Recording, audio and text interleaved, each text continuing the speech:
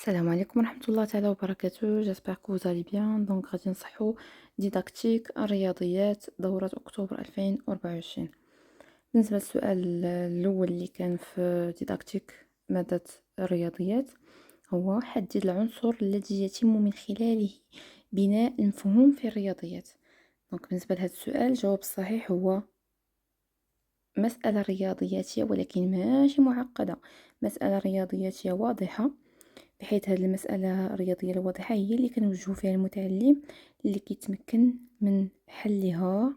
من كيحلها كيبني داك المفهوم. دونك الجواب الصحيح هنا هو جميع الاختيارات المقترحة خاطئة، حيث المسألة الرياضية خاص تكون ماشي معقدة وإنما واضحة وباينة شوية، ماشي معقدة لهاديك زعما لهاديك الدرجة، باش انه حيت راه يلا كيبني المفهوم، ماشي كنحاولوا نشوفوا واش فهم او لا. السؤال 52: يتم تحويل المعرفة في إطار النقل الديداكتيكي وفق الترتيب الآتي. الجواب الصحيح هو المعرفة العالمة، المعرفة المدرسة، المعرفة المدرسية، ثم المعرفة المكتسبة. السؤال 53: يعتبر العقد الديداكتيكي، الجواب الصحيح هو دي، هو مجموع القواعد التي تحدد التزامات كل من المدرس والمتعلم. ثم لا كيستيون 54: أي من الوضعيات الآتية تعتبر وضعية ديداكتيكية مناسبة لتقديم مفهوم المساحة؟ بالنسبة للسؤال، هذا السؤال قالوا لينا واش مطالبة المتعلم بإنجاز تمرين خاص بالمساحة على الكراسة. ماشي، ما كتعتبرش وضعية ديداكتيكية هذه. ثم تقديم قاعدة حساب المساحة ومطالبة المتعلم بتطبيقها، ما كنعطيوش داكشي موجود للمتعلم. إنشاء شكل هندسي على السبورة وقياس مساحته باستعمال المسطرة، ماشي هي هاديك. مطالبة المتعلمين بقياس مساحة طاولتهم باعتماد وحدات اعتباطية، حتى هي ما تصلحش وضعية ديداكتيكية. دونك جميع الاختيارات المقترحة خاطئة. بالنسبة لهذا السؤال هذا، فاش كنكونوا كنبغيو نديرو تقديم لمفهوم المساحة، كنحاولوا نرسمو مثلا مستطيل وكنجزئوه مثلا كنرسموه في سبورة وكنجزئوه لمربعات، مربعات صغيرة، وبهكاك كينوض المتعلم كيحسب هذوك المربعات. فاش كيلقى هذوك، فاش كيبقى كيحسب دوك المربعات، كنكونوا عنده مفهوم المساحة بلي راه هو داكشي اللي داخل المستطيل. السؤال الموالي والسؤال رقم 55: الهدف الرئيسي من التوجيهات التربوية في مادة الرياضيات هو، الجواب الصحيح هو ب، توجيه المتعلمين والمتعلمات لتحسين طرق التعلم.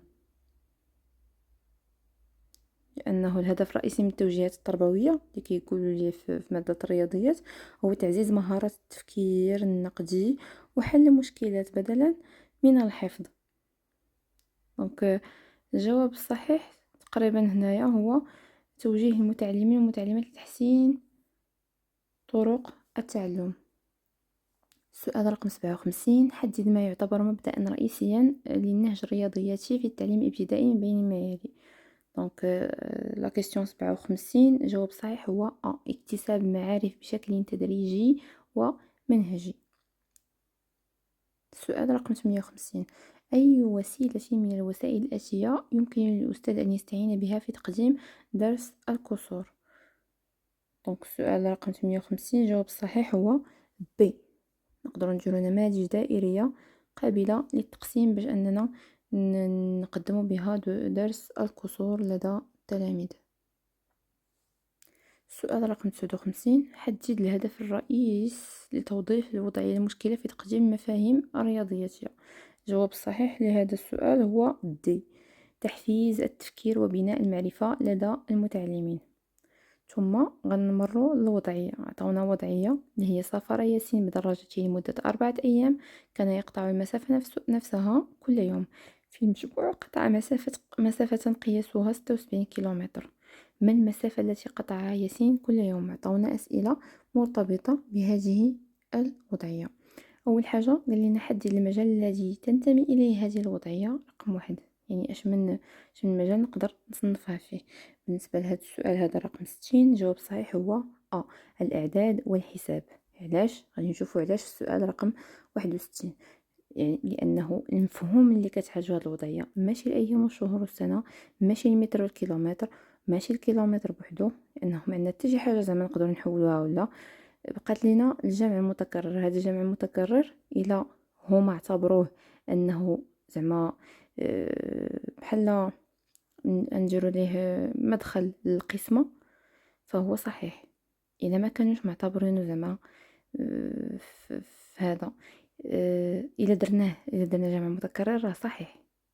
إلا درنا جميع اختيارات المقترحة خاطئة كنظن حتى هي صحيحة، لأنه هاد الوضعية هذه كتعطيني واحد سميتو على المفهوم ديال القسمة.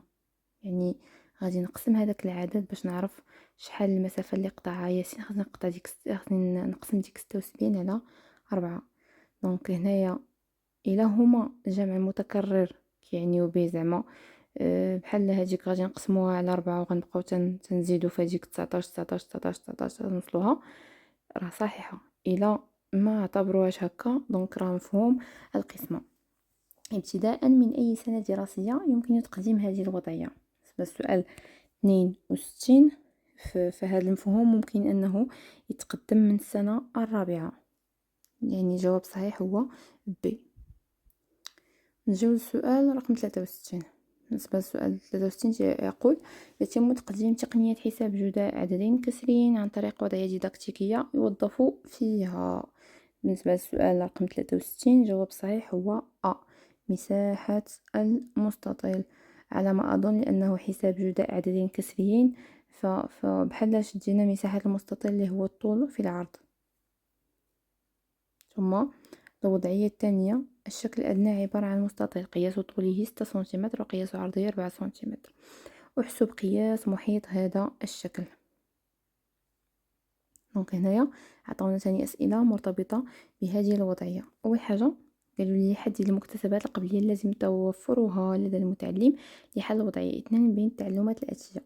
بالنسبة للسؤال 64 الجواب هو لأنه ماشي هاد الوضعية لا تعالج المفهوم ديال المتر ولا سنتيمتر ولا سنتيمتر المتر ولا مساحة المستطيل. هنايا خاصني نعرف، خاص المتعلم يكون عارف كيفاش يحسب قياس المحيط وليس المساحة، وما عندنا ما نديرو بسنتيمتر والمتر لأنه ما كاين حتى شي حاجة اللي غادي نديرو ليها التحويل.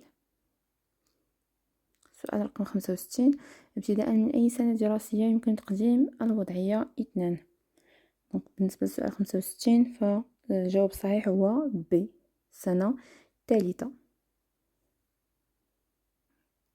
ثم نمر إلى الوضعية رقم 3 اللي هي BCD، هي زوايا الشكل الهندسي التالي. اختاروا الزاويتين اللتين قياس كل منهما أصغر من قياس الزاوية القائمة. دونك هنا في هذه الوضعية هذه قالوا لي حدد المجال الذي تندرج ضمنه الوضعية 3. بالنسبة لهذا السؤال 66 المجال الذي تندرج ضمنه هذه الوضعية فهو الهندسة. دونك هاد الزوايا هذا تندرج ضمن الهندسة وليس القياس. السؤال رقم 67: حدد مكتسبا قبليا لازما للإجابة على هذا السؤال. بالنسبة للسؤال 67 جواب صحيح هو خاص المتعلم يكون ديجا عارف شنو هما الزوايا، شنو هي الزاوية الحادة، المفهوم ديالها، باش أنه يحدد بأنه الزاوية الحادة راه هي خاص يعرف يميز ما بين شنو هي الزاوية القائمة والزاوية الحادة. لأنه إلا عرف زاوية قائمة غيعرف بلي راه 90 درجة، وإلا عرف زاوية حادة غيعرف بلي راه هي أقل من 90 درجة، دونك غيقدر يحدد الزاوية الصحيحة. السؤال رقم 68: ابتداء من أي سنة دراسية يمكن تقديم الوضعية 3؟ بالنسبة للسؤال 68 الجواب الصحيح هو دي، السنة الرابعة من التعليم الابتدائي، لأنه في السنة الرابعة عاد يتم يميز ما بين الزوايا القائمة وهذا الحادة إلى آخره. هو راه من السنة الثالثة كيتم تقديم الدرس ديال الزوايا كمفهوم، ولكن باش أنه نعطي هاد الوضعية هكا فيها هاد الرباعي هذا هكا وبهاد زعما بهاد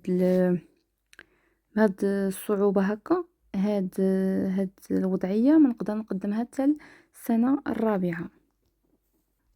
السؤال رقم 69: ينص منهاج التعليم الابتدائي بضرورة اعتماد الحساب الذهني في بداية كل حصة من حصص الرياضيات.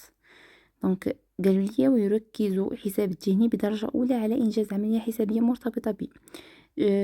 جواب صحيح هو لأن جميع الاختيارات المقترحة خاطئة، لأنه الحساب الذهني كيركز على الجمع والطرح والضرب والقسمة بربعة بهم.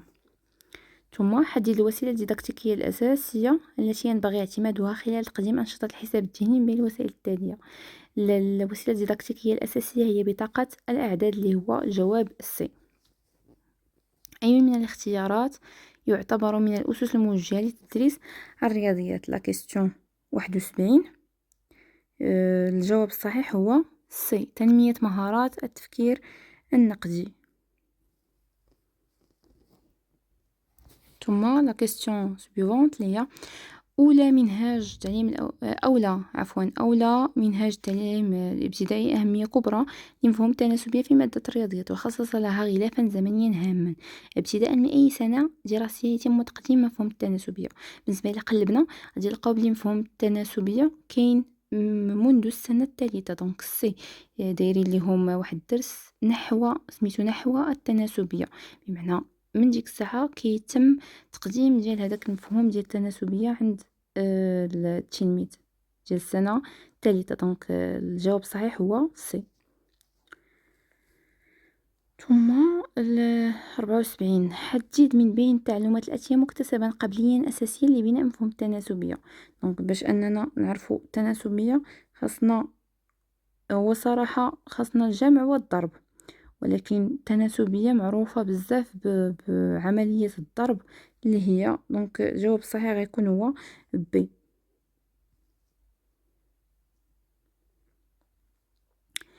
السؤال 75: نعتبر الأهداف التعليمية التعلمية الآتية مرتبطة بموضوع التناسبية. هنا خاصنا نحددو التدرج الصحيح لتقديم الأهداف التعلمية. أول حاجة، أول هدف خصني ندير تعرف جداول الأعداد المتناسبة، يعني جوج هو الأول. دونك جوج، من بعد كنعطي للتلميذ أنه يملأ جداول الأعداد المتناسبة، مني كيتعرف عليهم كيملأهم اللي هي واحد، ثم عاد تمثيل وضعية الأعداد المتناسبة في الأخير، يعني جوج واحد ثلاثة. جوج واحد ثلاثة هذا كاين في بي، يعني هو الجواب الصحيح. ثم هذا كان آخر سؤال. كنتمنى نكون فتكم بشي حاجة. الله يسر الامور للجميع. وحاجه اللي نقدر نقول لكم هو انه هذا التصحيح هذا كيبقى مجهود شخصي. الا بانت لكم شي حاجه ماشي هي هذيك، ولا شي حاجه ما اتفقتوش معايا فيها، خليوها في لي كومونتير باش نقدروا اننا نناقشوها. وبالتوفيق للجميع.